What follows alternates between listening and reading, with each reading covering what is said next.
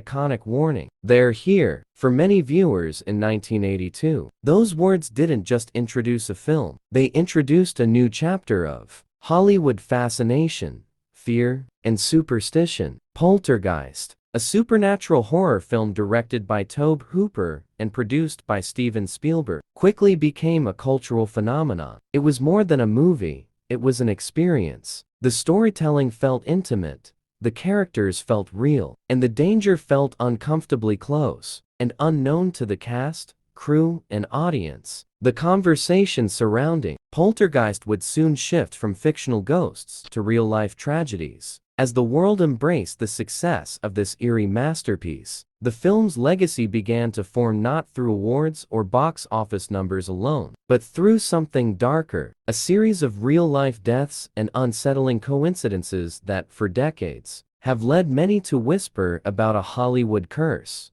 But like every legend, it begins slowly, almost quietly, with a child who captured the hearts of millions. Heather O'Rourke, the angel-faced little girl who played Carol in Freeling, became the soul of the Poltergeist franchise. With her wide glass blue eyes and innocent voice, she delivered the famous line that still echoes in pop culture memory. Born in 1975, Heather was shy, gentle, and full of curiosity, a child who still loved coloring books and stuffed animals even as she walked film sets alongside Hollywood giants. Steven Spielberg discovered her unexpectedly while she and her mother were eating lunch in a cafeteria near MGM Studios. Spielberg initially mistook Heather for a child actor already working in the building, and when he learned she wasn't, he asked her to audition. She reportedly surprised him with her confidence and emotion qualities Spielberg believed would make audiences care deeply about her character, and he was right. Audiences adored her. Critics praised her natural performance. She became a household name before she even knew what fame meant. But beneath the bright lights and applause, Heather's real life remained simple. She played with her dolls, rode her bike around her neighborhood, and enjoyed being a normal little girl. To everyone around her, directors, castmates, and family, she was a breath of innocence in an industry that was often anything but innocent. The film, however, was filled with imagery that some would later claim was more than just fiction. Skeletal props, storm scenes, flickering televisions, and ghostly figures pushed the boundaries of horror storytelling. Some viewers later speculated that real human bones, allegedly used for production during the muddy pool scene, a common practice in film studios at the time, due to cost, may have contributed to what many believed was the beginning of a curse. Whether true or exaggerated, that story became part of the myth. Yet, in 1982, no one talked about curses. They talked about nominations, critical acclaim, and rising stars. The film earned 3 Academy Award nominations, and suddenly, the cast, especially the children, were seen as the future of Hollywood. Then, barely months after the film's release, tragedy struck. Dominique Dunne, the young actress who played the teenage daughter, Dana Freeling, was just 22 years old, talented, ambitious, and ready for a career many believed would make her a star. Warm, intelligent, and deeply emotional in her acting, Dominique brought authenticity to her role that resonated with audiences. She had a light, the kind that felt genuine, unforced. But behind closed doors, Dominique's personal life was nothing like the character she portrayed. She had been in a turbulent relationship with a man who could not accept the end of their time together. In October 1982, Dominique was attacked outside her West Hollywood home. The incident left her in a coma. 5 days later, her life support was removed. She was gone, taken not by illness, not by accident, not by tragic coincidence, but by violence. Her death shook everyone involved in Poltergeist. The cast mourned, Hollywood mourned, and audiences mourned. The shock of her passing cast a somber shadow over the film that had once brought excitement and wonder. And for the first time, someone whispered, "Something's wrong. This feels strange." But grief alone wasn't enough to create a legend. What transformed Dominique's passing into part of something larger was timing and fear. People asked, How could a cast member of such a supernatural movie die so soon after the film was released? For many, it didn't feel like coincidence, it felt like the beginning of a pattern. For others, it felt like a reminder of life's unpredictability. And for some, it ignited a fascination with the unknown. As the years went on, that fascination only grew. By the time Poltergeist 2 entered production in 1986, the loss of Dominique was still felt. But the crew moved forward because studios do that. Audiences waited eagerly, curious if the magic and the unease would return. And again, the filming was intense, emotional, and filled with eerie moments that many cast members later said they never forgot. And then came another tragedy, one that deepened the whispers. Julian Beck, the actor who played the ghostly Reverend Kane, delivered one of the most unsettling performances in horror history. Pale, frail, with sunken eyes and a voice that crawled into the audience's memory. His character embodied death, fear, and otherworldly presence. But what many didn't know was that Julian was seriously ill during filming. He had been diagnosed with stomach cancer long before joining the cast. Near the end of production, his condition worsened rapidly. In September 1985, before the film was released, Julian passed away. This second death added another layer to the growing belief that the Poltergeist films were surrounded by misfortune. Unlike Dominique's tragedy, Julian's was not unexpected, but it was eerily symbolic. Not only had he portrayed death, but his gaunt, haunting appearance in the film wasn't makeup, it was real. Now, 2 cast members were gone. Still, people told themselves, it's coincidence, nothing more. But legends aren't built in a moment, they are built slowly, through repeated patterns, unanswered questions, and strange timing. And the next chapter, the most heartbreaking one, would push the story from tragedy into mystery. Heather O'Rourke, the star, the symbol, the little girl whose presence carried the entire trilogy, continued working through Poltergeist 2 and began filming Poltergeist 3 in 1987. Audiences watched her grow older, still sweet, still recognizable, still loved. But behind the scenes, something was happening that no one fully understood. Over the last months of her life, Heather began experiencing symptoms that were initially misdiagnosed as a minor illness. By the time doctors discovered the true problem, an undiagnosed intestinal condition, it was too late. On February 1, 1988, at only 12 years old, Heather passed away following surgical complications. Hollywood froze, fans cried, and the whispers became louder. 3 cast members from the same franchise gone, 2 of them young, one of them a child. The odds felt impossible. The emotional impact was devastating. Articles used phrases like bad luck, dark omen, and the poltergeist curse. Rumors spread, some logical, others wild. People debated whether filming stories of spirits and death carried some kind of unseen consequence, or whether the tragedies were simply unrelated events woven together by fear and imagination. Some people argued that the film introduced audiences to the idea of supernatural fear so powerfully that when real tragedies happened, it felt like part of the narrative. Others believed that eerie themes shouldn't be mixed with reality, that some subjects carry energy, whether psychological or symbolic. But regardless of belief, one truth remained unmistakable. These tragedies changed the way the world remembered the Poltergeist films. Because sometimes, a story does not end after the credits. Sometimes, it follows the people who helped bring it to life. And in the case of Poltergeist, the story was only beginning. When news of Heather O'Rourke's passing spread across newspapers and television screens, the world paused. She had been the face of innocence in a film about forces beyond understanding. And now, her real-life death stirred a wave of disbelief, sadness, and unsettling curiosity. Adults who grew up watching her films felt a heaviness in their chest. Parents hugged their children closer. Fans began looking back at the Poltergeist movies not simply as works of fiction, but as something almost prophetic. Something that felt strangely connected to the tragedies surrounding it. The discussions became emotional. Some people mourned quietly, others asked questions, and a growing number of viewers began wondering whether the story behind Poltergeist was more haunting than the film itself. Gradually, something intangible happened.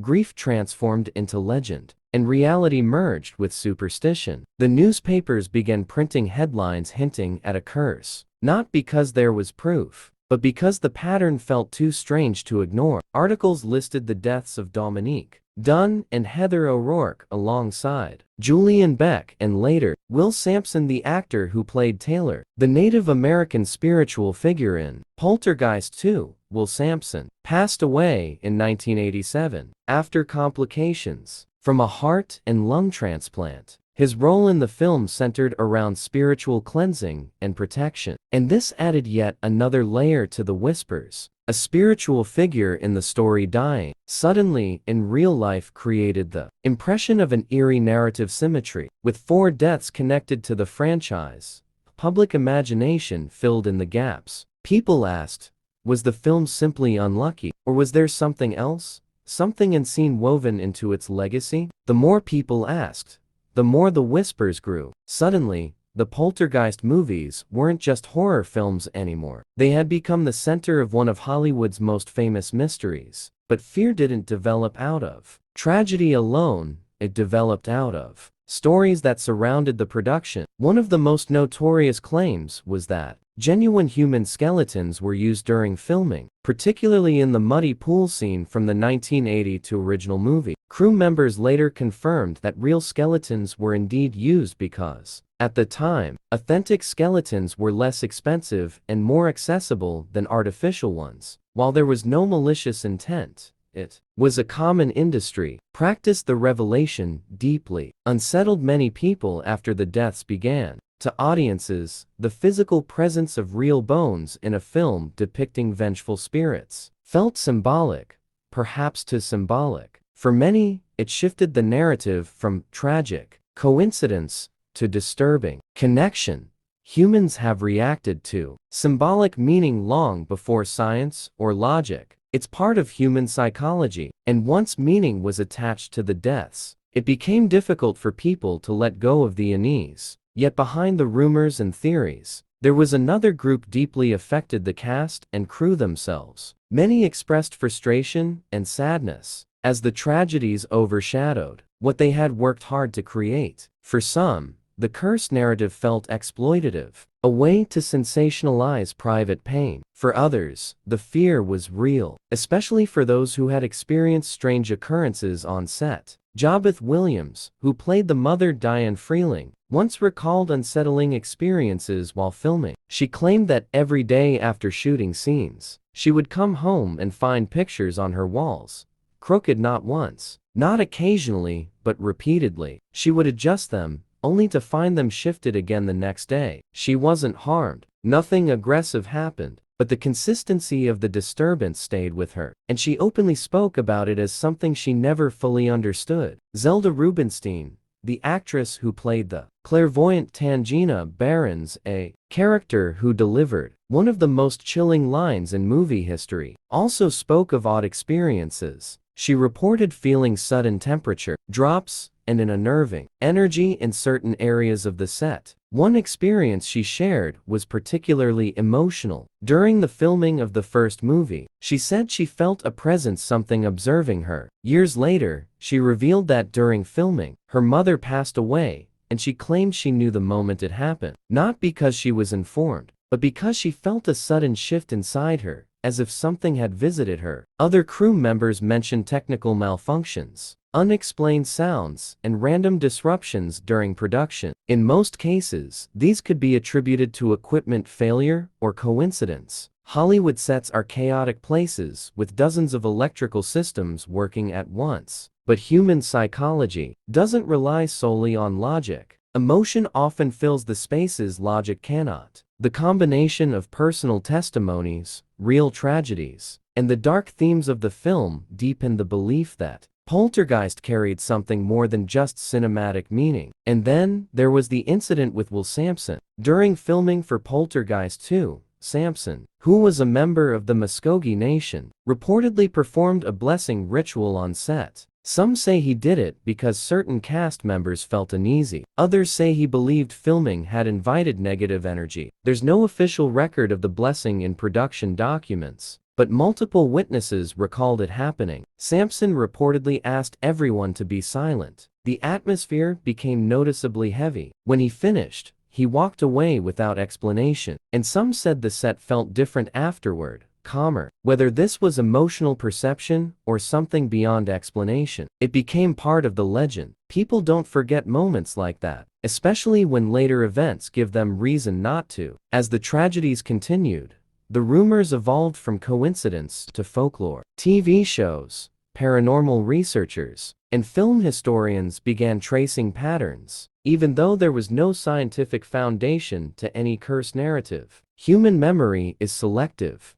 It amplifies what feels meaningful and ignores what doesn't. The Poltergeist films had hundreds of actors, crew members, and staff who lived long, unaffected lives. But the few who passed became the center of attention because their stories felt connected even if, statistically, they weren't. Still, for many fans, logic didn't replace feeling. The idea of a curse spread because it represented something deeper, a fear of the unknown. The Poltergeist story touched on themes humanity has pondered for centuries: spirits, unfinished business, connections between the living and the dead, and whether certain boundaries should remain untouched. So when real tragedies happened, audiences couldn't help but wonder whether fiction had slipped into reality. But beneath the fear, something else was happening, something more emotional. People weren't only fascinated by the tragedies, they were protective. The cast members who passed, especially Heather, weren't just actors. They were figures people grew up with,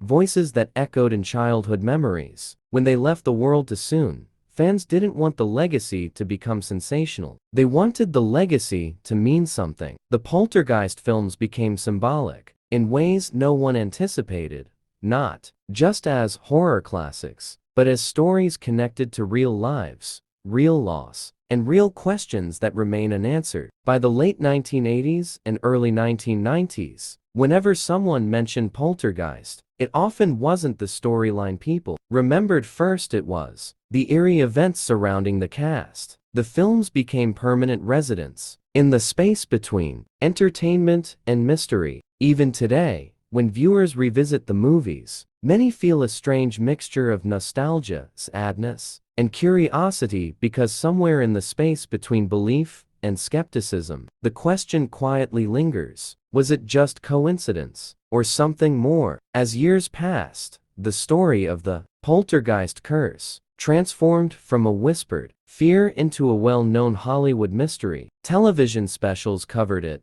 journalists analyzed it, and fans continued revisiting the films with a strange mixture of admiration and sorrow. The tragedies remained the same, yet the meaning people attached to them evolved. What began as coincidence grew into speculation, then into urban legend, and eventually into one of cinema's most enduring unanswered questions. But time has a way of reshaping narratives. As emotional shock faded and distance formed, many people, especially those closest to the film, began speaking out, not to refute the mystery, but to humanize it. They didn't want the tragedies to be remembered merely as part of a rumor. They wanted people to remember the lives behind the headlines, the laughter on set, the friendships formed, the dedication to artistry, and the fleeting moments of joy that never made it into tabloids. Oliver Robbins, who played Robbie Freeling, Carol Ann's older brother, later reflected that the cast was like a family. He remembered Heather's giggles, Dominique's kindness, and the way the adults looked after the younger actors. He emphasized that the narrative of a curse felt unfair, especially when tied to children. To him,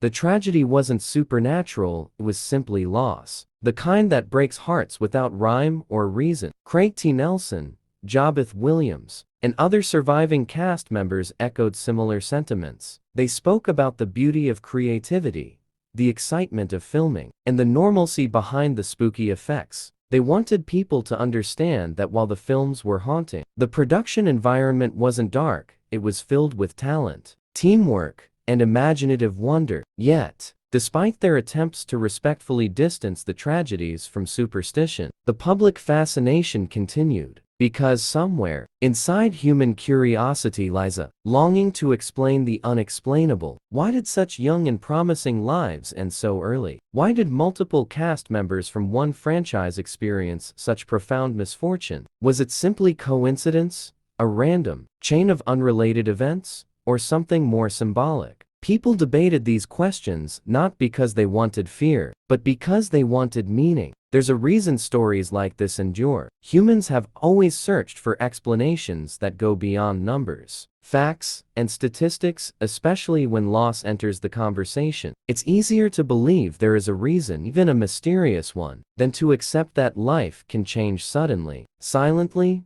and without warning. Over time, researchers explored the curse narrative, not as paranormal proof, but as a cultural phenomenon. They found that when a movie is built on themes of death, spirits, and the unknown, audiences become more attentive to real-life events connected to it. Psychologists noted a tendency known as pattern perception. The human brain will connect dots even when there is no connection, especially if emotion is involved. But emotion isn't wrong. Emotion is part of being human. And perhaps that is what keeps the Poltergeist legacy alive. Not ghosts, not superstition, but the emotional marks left by those who starred in it. Heather O'Rourke, with her soft voice and unforgettable presence, became a symbol of innocence, not just in the film, but in the history of cinema. Dominique Dunne became a reminder of how fragile life can be, how important it is to protect those who are vulnerable, and how love and memory can outlast tragedy. Julian Beck and Will Sampson became reflections of dedication to craft, actors who gave powerful performances even while carrying personal burdens. Their stories did not end with the films. They became part of something larger, conversation about life,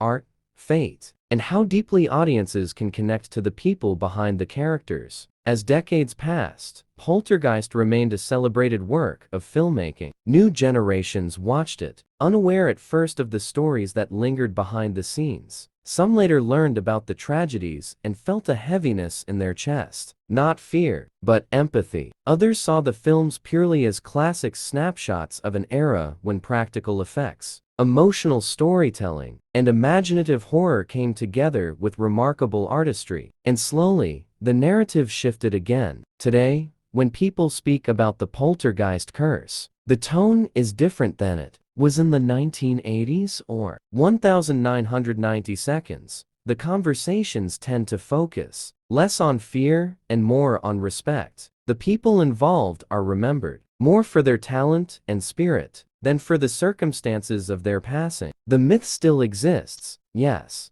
It remains part of pop culture, but it no longer overshadows the human lives at the center of it. Because something profound happens with time. Stories evolve, soften, and mature. The more we distance ourselves from fear, the more we move toward reflection. So what remains now? Perhaps not a curse, but a legacy. A reminder that behind every role is a real person. Behind every movie is a journey. And behind every mystery lies a story that touches someone's heart. Today, fans still watch the original Poltergeist trilogy with reverence. Some feel chills, some feel nostalgia, some feel sadness, but many, especially those who grew up with the films, feel gratitude. Because for a moment in time, these actors brought imagination to life. They made audiences believe in magic. They made fear entertaining, not paralyzing. They made a fictional world feel real. And whether or not there was ever a curse, the emotional impact remains. Heather's voice still echoes. Dominique's smile still lives in photographs and memories. Julian's haunting character still unsettles viewers in the best way. Will Sampson's presence still feels protective and wise. Their contributions to film continue long after the cameras stopped rolling. In the end, the story of the Poltergeist curse is not really about ghosts, superstition, or unexplained patterns. It's about how deeply we connect to art and to the people who create it. It's about grief, curiosity, memory, and the desire to honor those who left too soon. The film remains what it always was, a powerful piece of storytelling, and the people behind it remain what they always were: human beings with dreams, potential, and stories worth remembering, not cursed, not haunted, just gone too soon.